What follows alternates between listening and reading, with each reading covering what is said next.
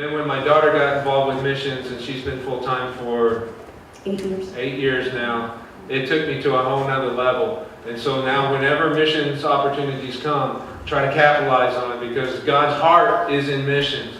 And the reason is because Jesus said go into all the world. Now a lot of us are not going to be able to go to the Philippines, to Thailand, to Mozambique, or these other places. We might have that opportunity. If you have that opportunity, great. But a lot of times the way that you're going to get to go is through them. And so we have an opportunity to do what Jesus said, go into all the world through them. And that's what makes this so exciting to me today, is that you get to share with them, as you already have financially, because we received an offering for them just a few weeks ago, and $2,000 came for emergency funds for them, and probably one of the reasons they were able to come here. And I'm excited what they're going to be able to share. Diane's going to interview them and bring out all the good things that have been going on. So would you stand and welcome John and Carla Reinagel and their family.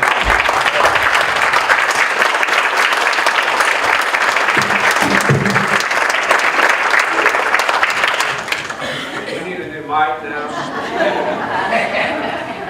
Boy, they roll. All right. Well, thanks for being here as part of what we're doing overseas is to help this ministry and what they're doing. So most of us know you, but maybe not everybody. So if you could just briefly share what you guys do in Mozambique, how long you've been doing it. Yeah, so we are, John and Carla, as it's been already introduced. We run Equip Mozambique, which we felt like the Lord was calling us to start in 2014. And we have been there since then. We were missionaries for a couple years before that. And we worked at an orphanage. We ran an orphanage, pastoral training center, and we did a lot of things. But it really kind of bothered us that a lot of the things we were doing, Mozambicans could actually do them. And so we kind of came back with the idea to equip and develop the local leadership and the local Mozambicans. Hence the name Equip Mozambique. So we mostly do leadership development and discipleship through projects. So we find people who God's placed a project on their heart and that they want to change and transform their own country, and we work with them, we empower them in doing that. Awesome. Oh, yeah. Okay, and so some of our main projects that we have right now, just for a moment, I know a lot of people kind of have a preconceived notion of Africa from National Geographic. Throw that out. We live in a city about the size of Kansas City, and most people have cell phones. Just keep that in mind before I mention. One of our main projects is a Bible app that takes the Bible in audio in the native languages to the Mozambicans. And so that has been hugely popular. We have over 60,000 people using that app, and it's been really impacting a lot of lives. Our app group is also developing right now a health app, trying to help people understand health issues better, because so many people die young just from lack of first aid knowledge, or lack of, what do I do when my baby has a fever, or, really basic, simple things that we know well here, or we could go to WebMD or something like that. They don't have anything like that, and so we're trying to put something, an app like that together to save lives through better health knowledge. One lady came to me one time and said she wanted to help widows in her community, and she didn't know how. And so together we dreamed up a sewing school to empower them to be able to make a living for themselves. And so together we started this sewing school that she's running now, and we have some of their products for sale in the lobby if you guys would like to come by. But it's been really powerful to watch the transformation of the lives of these ladies who they've just been thrown out. They are the dregs of society, and then through this school we do more than just the skills training. We also disciple them and tell them that they matter. God loves each one of them individually as a plan for their lives, and just watching their transformation as they go from being told they're nothing to being told that they are the daughters of the living King is absolutely phenomenal. And so I just love seeing, and also going from feeling worthless to feeling like, hey, I can make something beautiful. And like, I can do something with my life. It's just really transformational. We love that.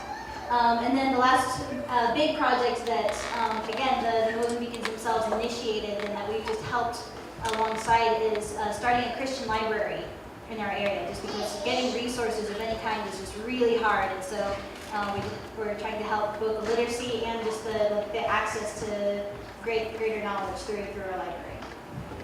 All right. So, yeah, go ahead. Plus, I have 3 young children. So, I think I should throw that in because that makes it a little more challenging. So, you guys were in the path of cyclone. Okay, I'm going to try to say this. Idai? It'd be Idai in English. Idai? Idai is what we say. Yeah, I looked at it, I thought it was Ida, and I knew that wasn't right.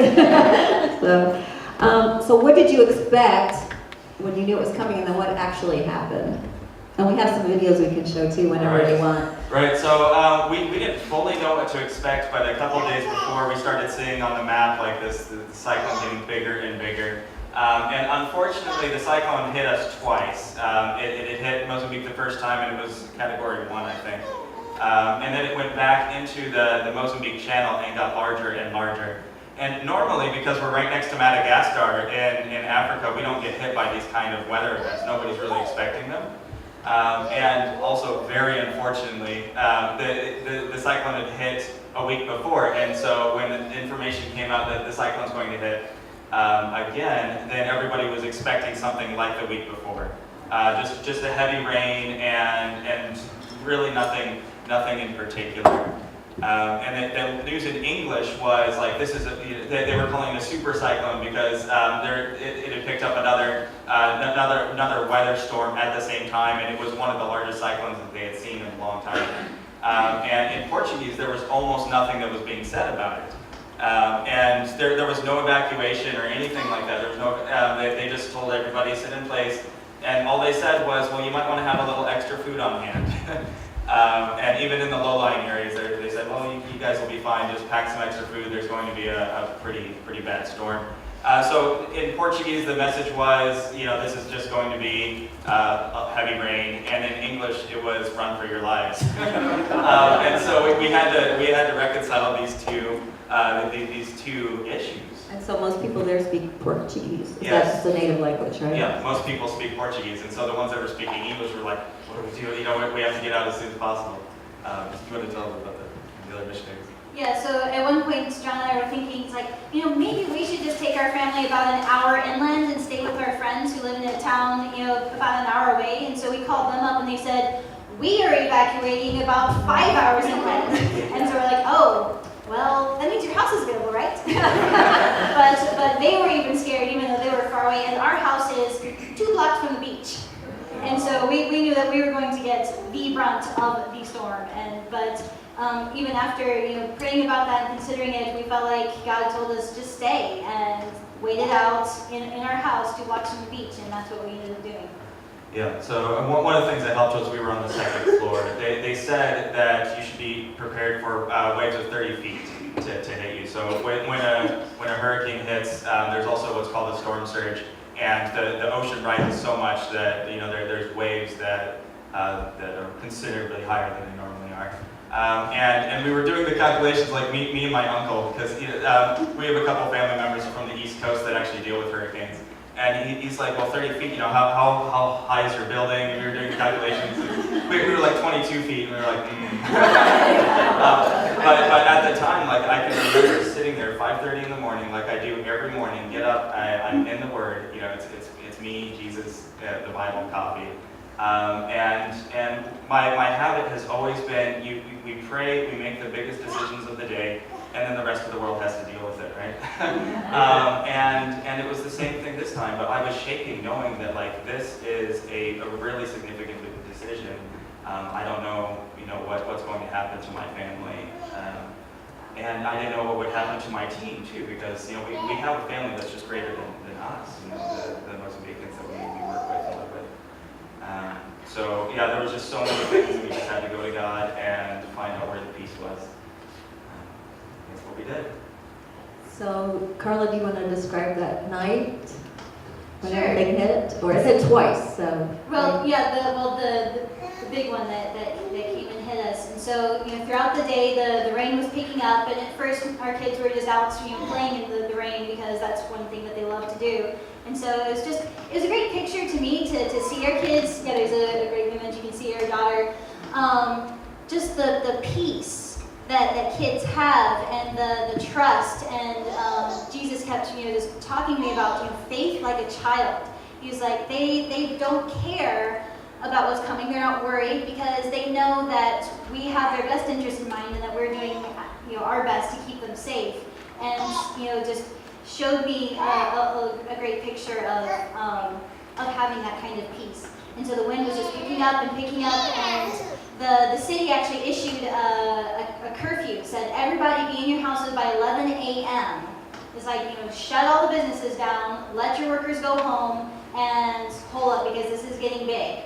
And so a lot of people did, at least get home before noon, and it started getting worse and worse, and the winds were battering the house, and the rains were coming down hard. And so I prepared as best I could. We had extra water, we had lots of candles. I was expecting the power to go out, not have running water for a while. But one thing I did not expect, and what ended up happening, was we lost our roof. It just completely crumbled and blew away. And so we have a quick little video we can show you of. This was just before it got dark. This was the last video that we were able to take to kind of give you a feel of what it felt like. So you can go ahead and roll this. 6 in the morning, water is everywhere. I don't know if you can see there's about an inch of water on the floor. I showed. Is that the only one you have? Oh, okay. All right, so we'll play this one in just a minute. This is the next morning. And so anyway, the winds were just, getting really intense. They were battering things into the house, and we could, hear windows breaking all over the place. We had boarded up a couple of our windows, but even with the boards, stuff was hitting the board and still breaking the window inside. And so we started out in our living room because that was where we felt like we protected it the best, but it was so loud and just so crazy, listening to our windows breaking even behind the boards, that we thought, well, maybe let's go to the hallway. The hallway has no windows. And at this point, our middle daughter, Jeriel, had fallen asleep on a little mat, and so we just picked her sleeping body up, moved her to the hallway there, and but then there in the hallway we had a little hole to the attic, and when the roof started collapsing and falling through that hole onto where the kids were sleeping, we're like, never mind, hallway is not the safest place. And so we picked up sleeping Jeriel again and moved her to her bunk bed, and we tried to just board ourselves into the kids' room because it was the kind of the center of the house. And so she slept through the entire night. I do not know how, but we gave her the middle name Peace when she was born, and she says, that's why I was able to sleep. I have the middle name Peace. Peace is my name. That is who I am. And she's just like Jesus sleeping in that boat through the storm. It's like, my Father's got me. I'm in His hands. I'm good. And so she slept through the entire night. And then after the roof was gone, the rain was actually coming through the ceiling. It was a concrete ceiling, and so that protected us from all the debris and the trees and the other roofs that were flying all over the place. But did not protect us from the rain. The rain was coming through. And so we were just getting completely drenched and soaked. I was huddled on this mattress holding our baby, and this one song I just kept singing over and over again. It goes, I will sing songs in the night, praise in the storm, because you're God in it all. I will stand and be still and know, whatever may come, you're God in it all. And it just, finding my peace and trusting Him that no matter what happened, whatever may come, He was God and He was in control. And it was scary. It was loud. It was super scary. And I remember, just talking to John, because of course neither of us could sleep, even though the kids were fine. And I was just like, how many funerals are we going to have this week? Do we have any of our team left? Because we knew we had one of the best houses of all of our 25 workers. Are any of them still alive after this? And we were, just praying for everyone else's safety, because most of them, they're in these little houses that even a strong wind can blow them over. And so I'm just like, how many of our people have we lost. And we were just, trying to trust God to protect them too, and it was harrowing. It really was. How many hours was the storm? Well, so we had about, I would say, maybe 10 to 12 hours of really, really rough where it gets worse and worse and worse and worse. And then about an hour of eerie calm as the eye of the storm passes over, and it's just quiet and still. And I'm like, is that it? Is it over? Are we done? Nope, here's the other side. And then you just get it all over again, and it is powerful and just, and the other thing is it comes from the other side. And so like first the winds were coming from the south, and then the second time around they're coming from the north. And so you just get, everything is just being battered from both directions, and it was pretty crazy. So is that the video we have during the eye of the storm? Or is that the next morning? Yeah, we have multiple videos just to kind of show, but we've got the next morning one up here. Yeah, let's go ahead and watch that one. Right, this is 6 in the morning. Water is everywhere. I don't know if you can see, there's about an inch of water on the floor. That's kind of completely soaked. There's our cat, still alive. I kind of feel like Noah. The animals and the cats made it through. Alright, here we still have that box springs up against the window. It's completely soaked, and then all of the roof, like everything is leaking.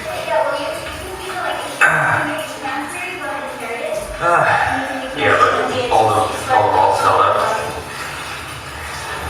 This is where we survived the night. Praise God. Yeah, that's the roof. And there were a lot of leaks, but we found a couple places that didn't leak.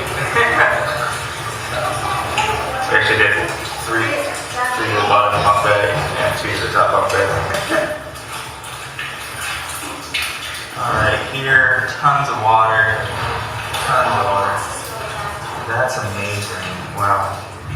Here also all the glass is still intact, and this shows our roof. Where the roof used to be. Yeah. So that's completely gone there, anytime from left there. Here, completely wet all the way through. Bunch of water on the floor. And Carla made cookie bars yesterday, and there was a leak that opened up above them. So unfortunate. Yeah, so there's about 20 different leaks coming from the ceiling there.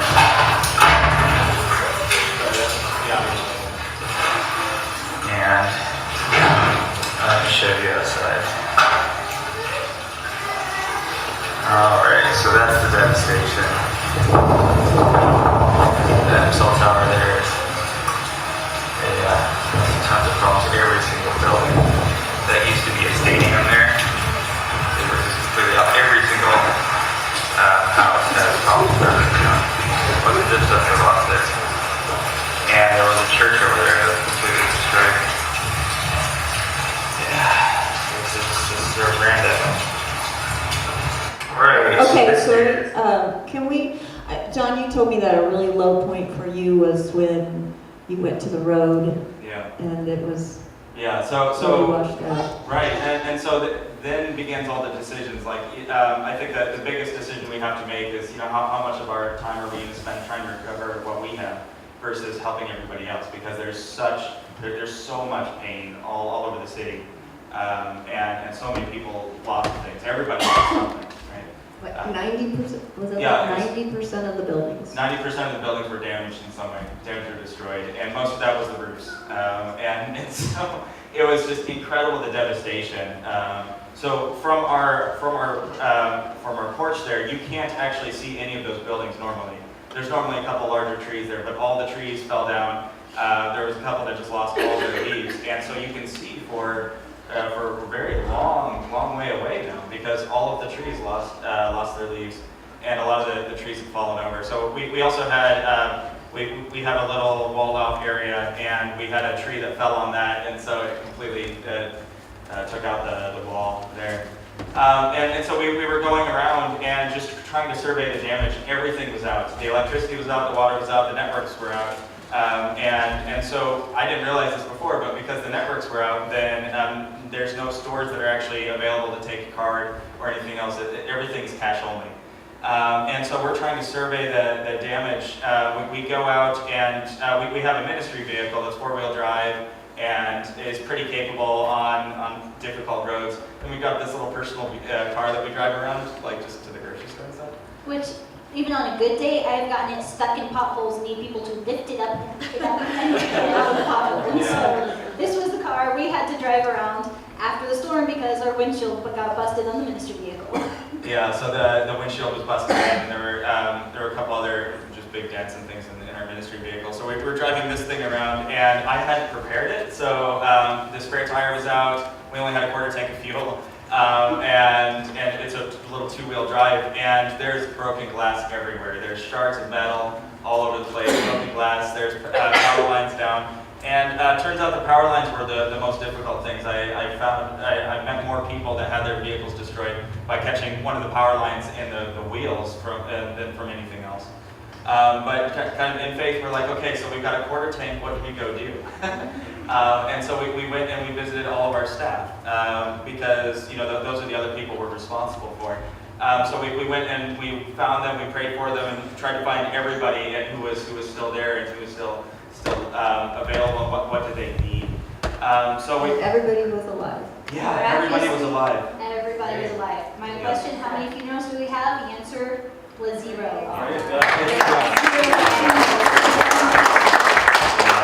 Which was just an incredible testimony. We went from place to place, and a lot of people lost they lost their houses, they lost their roofs, but it was just so much worse for other people. Bernardo, the national director there, was talking to us, and he was just hearing through the entire night thunk, thunk, thunk as walls were going down, and they were seeing out their window their neighbors' houses falling over. So once one wall. And then after one wall goes, then the other walls are pretty quick to go also. So he was just seeing their neighbors' houses collapsing, thump, thump, thump.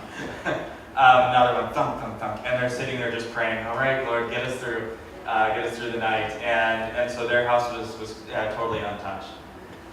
So we get out the next morning, we're driving around, and we're trying to survey the damage and how bad it is, and just trying to find out all of our stuff. There's a couple people we can't find. And so we do the only thing we can, we pray. And there were 2 or 3 times where we needed to find somebody, and there is no way, literally no way to find them. We don't know their houses, or we went to their house and they weren't there, but we would pray and say, God, I really need to see Dino, or I really need to find out how this school is doing. And within 30 minutes, we would see them on the side of the road, or we would see them waiting in a line somewhere. And so we got to have those conversations with people. Remember, our city's the size of Kansas City. That's how many people are there. So it's a really incredible testimony that God was lining these things up for us. Can we go ahead and watch that video? Yeah. That is pretty amazing of the road. Right. We decided to drive out to find network connection because nobody knows if we're alive or not. And then this is what we see out there. So we were walking out, and we drove out, and then we see this. This is the main road, and this is the only way in or out of Barra, size of Kansas City here. The port was closed, the airport was closed, and now we realize that we are an island, right? There's nothing that can get in or out, and suddenly we're thinking, we've got issues with gas, we've got issues with food, we've got issues with clean water, and we've got issues with cooking fuel. Like everything's just gone straight back to the basics. And this was really deep. When we were here, there was a car honking over on the side that had been washed away by the water. There was no way we could get out to them. They were just on an island there honking, trying to get somebody to go rescue them. But we couldn't take any boats or anything out there because the water was rushing so bad here. And so we realized at this point that the situation was just a lot worse, and we had to trust even more in God. I have no idea how you got out. So, first let me say this. Our daughter, when she lived in the Philippines, many times she was in, at least 4 or 5 times she was in the path of a cyclone. And so we would be praying, and then we wouldn't hear anything for a long time because the service would be out. Fortunately, she had to hunker down that everything was okay every time. But how did your family find out finally? And how did you guys get out? So it took a while because, like I said, all the cell towers were down, and the last message my family got from me was I had made this little image showing the storm approaching. It's like, well, here we are, and here's the eye of the storm getting closer, closer, closer, closer. And I said, well, here it comes. Keep praying. That's the last thing they hear for days and days, and they drag on. I think it was about 5 days before they finally hear, we're alive, we're okay, we made it through, we were finally able to get the message out to them, and it was absolutely harrowing for them. They were definitely flipping out and posting all over Facebook, pray, pray, pray, pray, pray. And it was definitely scary for them. John's family, they had prayer chains going all over the country, and it was just really, it was difficult for everyone on this side for sure, because I mean, there was very little coverage in the news just because it was so hard to get, any messages out without any access to us, without a helicopter, basically.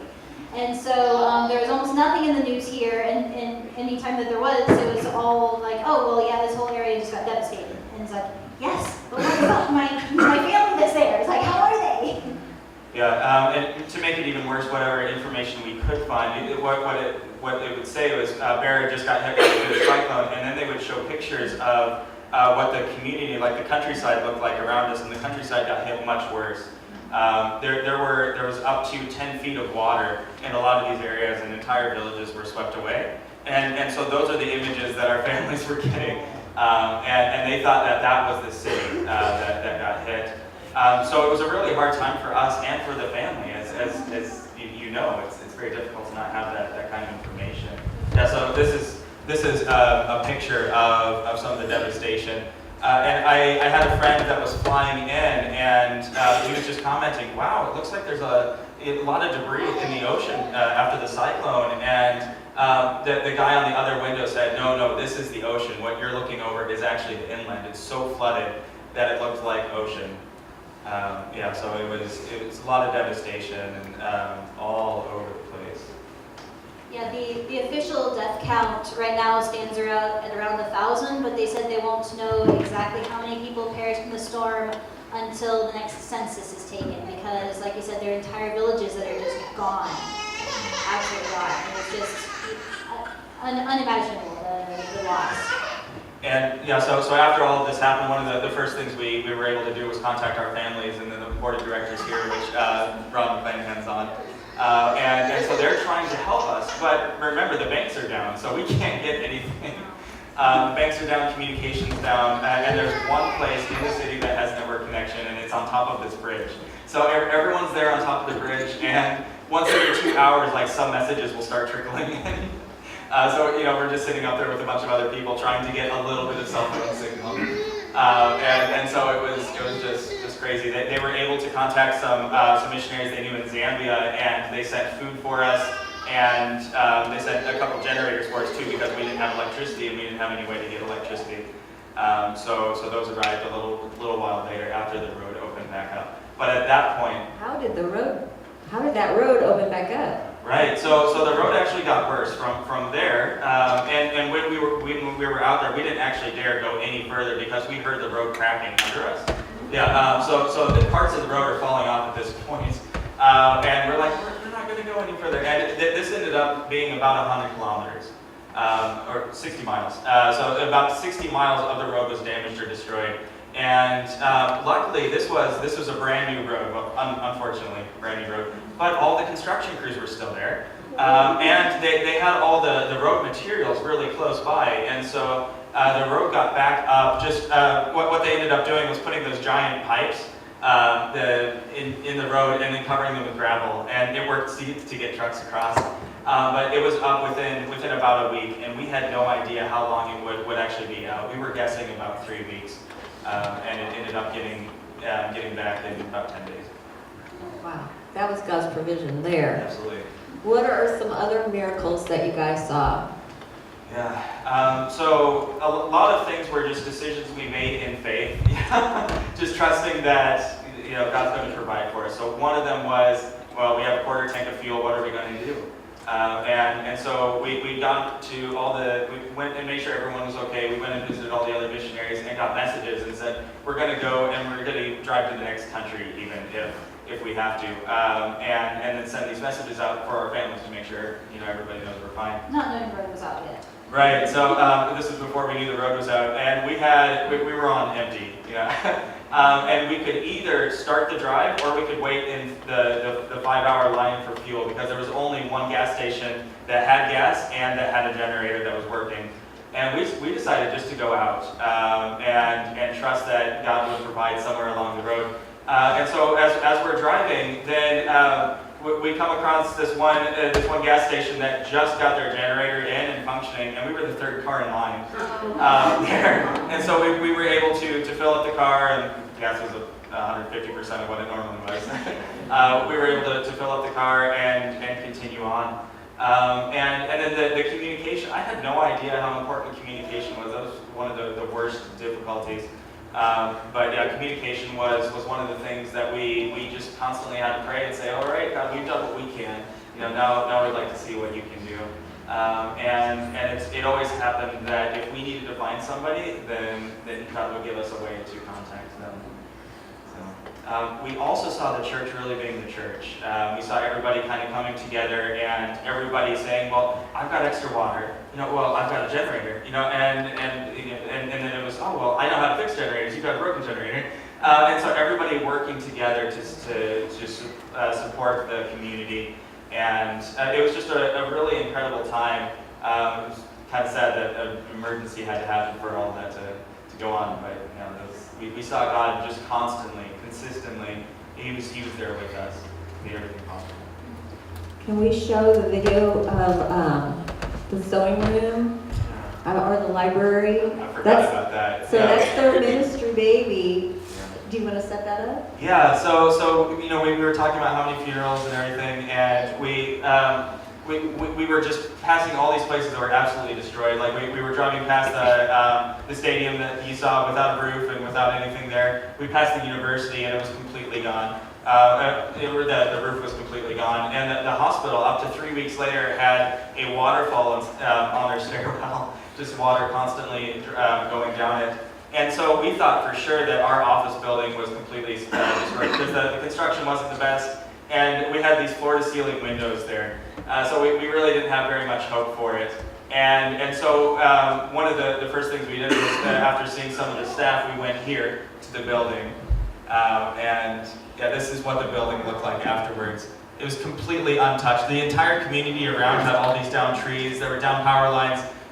Just like 2 feet to the left of this shot, there were down power lines and trees. And then this is what our building looked like. It looked like just a heavy rain. Yeah, and so inside it was just perfect. There was nothing that didn't happen outside of a regular rain. Like when in a regular rain, our walls start seeping water, and that's the only thing that happened in this. And so it was really miraculous that nothing was touched. Our landlord is a Muslim guy, and he had 5 other buildings that he had. And he said, well, I visited all of those first because they were all better constructed and they had fewer windows. And all of them had way more damage than this. And he said, you guys must be doing something amazing. Amen. Because you're protected.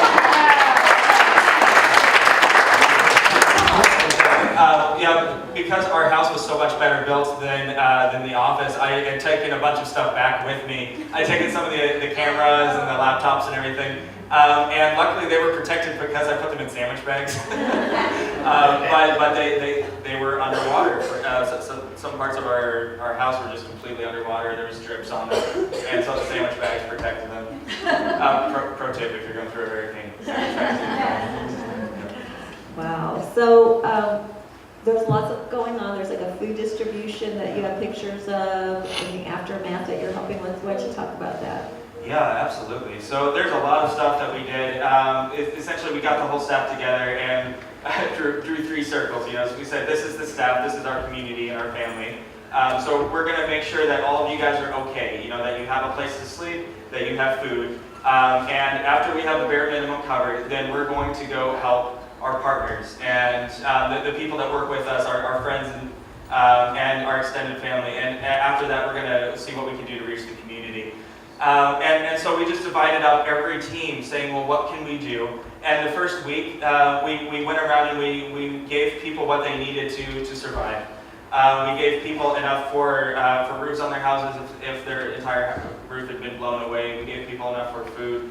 And again, this was all done in faith because the banks aren't working.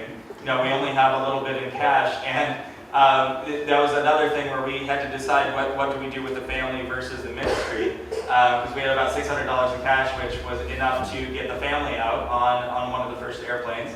But of course, it was cash only.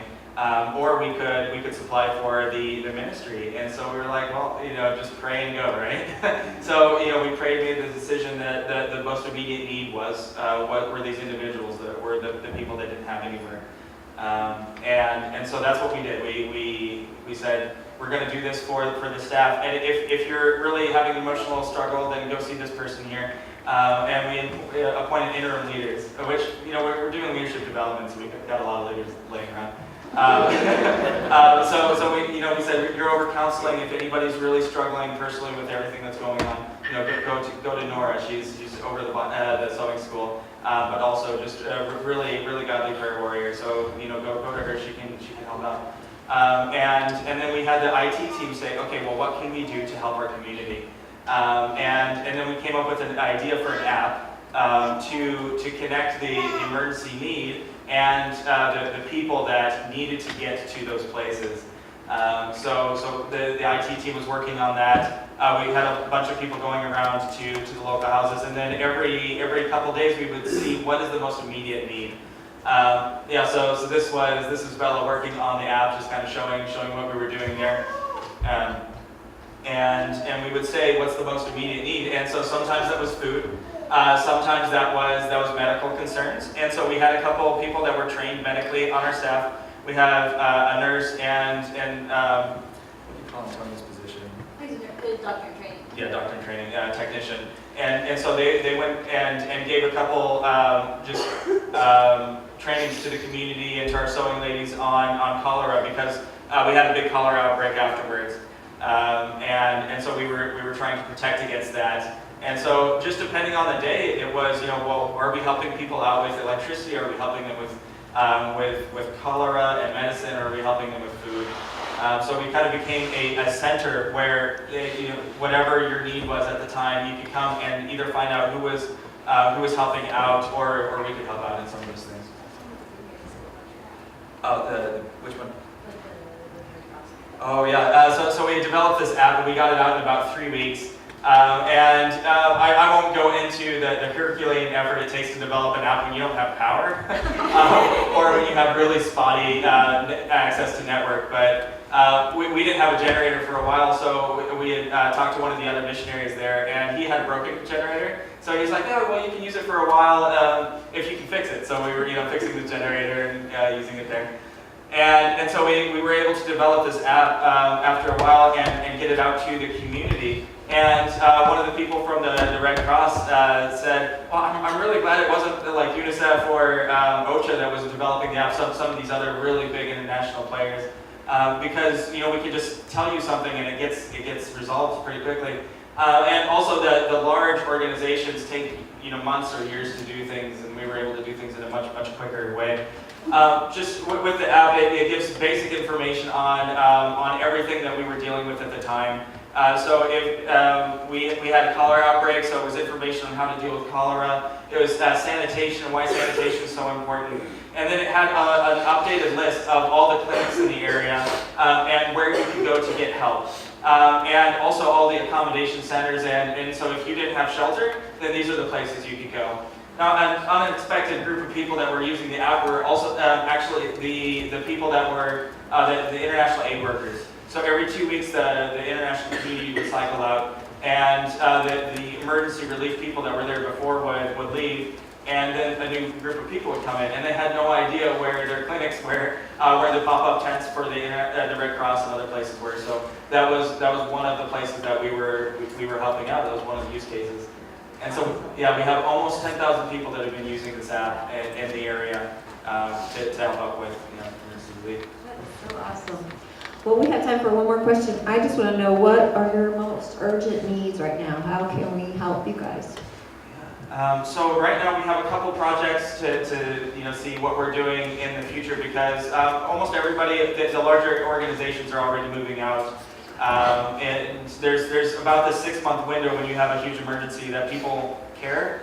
I hate to say it like that, but it's really true. And it's old news. Yes, yeah, it's old news. And for us, that window was about 3 weeks, actually, which was really sad. But and so all these international groups are leaving, and there's still a lot of devastation. So there's a couple areas that we've decided we're going to be focusing on this. One of them is there's 700,000 hectares of farmland that were underwater that were flooded. So we're working on a project to develop the farmland in a number of the villages in our area, teaching them best practice and making sure they have seed and showing them some passive irrigation techniques that you can use without water. So that's going to be coming in the next year. We're working with a couple other organizations on that. And then one of the other ones is the churches, and specifically the churches that don't have partners in the international community. And we want to do a matching program for them. So if they have about $500 to put into their church buildings and getting those back up, then we'd like to put in $500 also. So we're doing matching programs to get churches back up. And we've had about $5,000 donated for those relief efforts. And so in order to rebuild the churches, it's going to be probably about $200,000. And we're not going to be able to do everything, but we're going to do what we can. And what about you guys personally? What are your urgent needs? Oh, yes. We won't really know till we get back. So we, so right after the storm hit, I was still there for 1 week, and then that's when John's dad was actually able to buy us some tickets to get me and the kids out. And in that week, I just, drug stuff out of our house and put it in storage, but of course we had to put it in storage all wet. And so I don't know when we get back how much has been destroyed by mold, how much has been stolen, and so we have no house, I don't know how much stuff. Hopefully my pots and pans will still be there, those don't mold. So we don't really know, and so that's, for us personally, John's going to go back to Mozambique before the rest of us to try to find us a new place and assess how much we're going to need to restart our lives there. Right, but when it all happened, we were just so grateful to be alive, and we've tried to continue that mindset. And for me, I'm just sorting through all this stuff, and I was like, wow, why do we have so many things? And so a lot of it, we're going to need to replace a lot of the clothes. The car was damaged. We're trying to get that fixed, but we don't know if we'll be able to fully fix it. And we lost a lot of furniture too, specifically the tables and a lot of the wicker things we had, because those got molded. We're going to see when it goes back. It was probably about $10,000 of the things we actually need to recuperate. All right. Well, we're going to be involved in that in some way. So we will be talking about that and getting information out to this church. But if you would like to give an offering, just give it to Grace Church and put missions on it. We will make sure it goes to Equip Mozambique. And we will continue to support and bless these guys. We want to pray for them right now. So let's stand.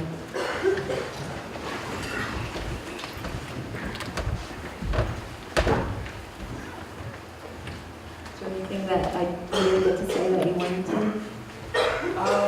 Not really. I think that we were able to say so much about it, but I think that during it, I'm actually really grateful that we were able to be in it, and what we learned about God and His faithfulness is just incomparable. We sing some of these worship songs about God being faithful really frequently, but there's very few people that really get to live it like on a moment by moment, minute by minute basis, where you're like, okay, God, you really have to show up. So I actually feel grateful for being in that situation. And we saw God's hand. I don't know why it happened, but I know why we were there. And I'm so blessed to be a part of a team that also understood that. So the Mozambicans we worked with just put a Herculean effort in as well to make everything happen. I just couldn't believe you didn't stop and get gas at that spot. I said, we ain't going anywhere until we get the gas, and you had the faith to keep on going. It's like, that's the difference between a missionary.